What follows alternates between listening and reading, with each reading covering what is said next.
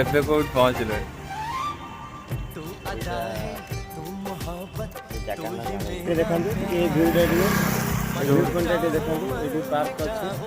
ଏଇଟା କୋଉ park? ବୁହାଳ park.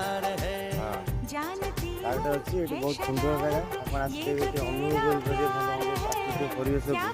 ଆଉ ଏ ନଈଟା ଅଛି, ଆଉ ଏ ନଦୀର ଏପଟେ କ'ଣ ଅଛି?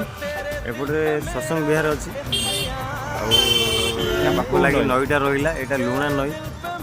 ଆଉ ମାନେ ବହୁତ ବେଷ୍ଟ ଜାଗା ଏଠି, ଭଲ ଶାନ୍ତି ଅନୁଭବ କରିପାରିବେ ଆପଣ। ଆମର ବରପଡ଼ା ବ୍ରିଜ, ବୁହାଳ ପାର୍କ। ବୁହାଳ ପାର୍କ ପଛଟା ଦେଖୁଛନ୍ତି, ଏଇଟା ପାର୍କ। ଏଇଟା ହାତରେ ମୋର ସାପୁଲ ଅଛି।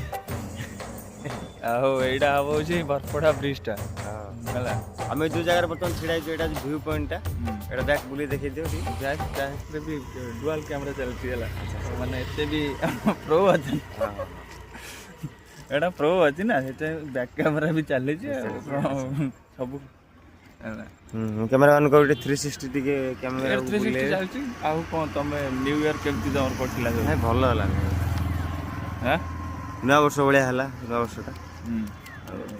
କିଏ କାଲି କ'ଣ ଯାଇ କାଲି ରାତିରେ ଥଣ୍ଡାଟା କ'ଣ ଥଣ୍ଡାଟା ପୁରା ଗାଣ୍ଡି ଫଟେଇ ଦେଲା। ଥଣ୍ଡାଟା ବହୁତ ଭୟଙ୍କର ଥଣ୍ଡା। ଗାଡ଼ି ଚଲେଇ ପାଇଲିନି। କେମିତି ହଉ ମାନେ କୋଉ ପରିସ୍ଥିତିରେ ପଳେଇ ଯାଇଥିଲା? ଲାଷ୍ଟ କୋଉଠି ଆସି ରହିଲା? କହନା ଭାଇ, କୋଉଠି ଆସି ସାଙ୍ଗମାନେ ପୁରା ଅଲଗା ପ୍ରକାର ଥଣ୍ଡା ଭାବି ହବ। ମାନେ ଗାଣ୍ଡି ଫାଟି ଛତ୍ରଛାଳ ହେଇଯାଇଥିଲା। ଟୋଟାଲ ଆଉ ଜଣା ପଡୁନି ଜିନିଷରେ ଲୋକ ମାନେ ଯୋଉ ଦେହରେ କିଛି ଅଛି ନାହିଁ ଆଉ ଜଣା ପଡୁନି। ତାପରେ କୋଉଟା ଯୋଉ ଜାଗାରେ ହେଲା ସେଠି କିଛି ଦେଖା ହଉନି। ତ କୋଉଟା ଦେଖା ହେଲା? ଲାଷ୍ଟ ଯୋଉ ରୁମ୍ ନେଇଥିଲ ସେ ରୁମ୍ଟା କେମିତି ଥିଲା? ରୁମ୍ ବିଷୟରେ କିଛି କହିଦଉନ।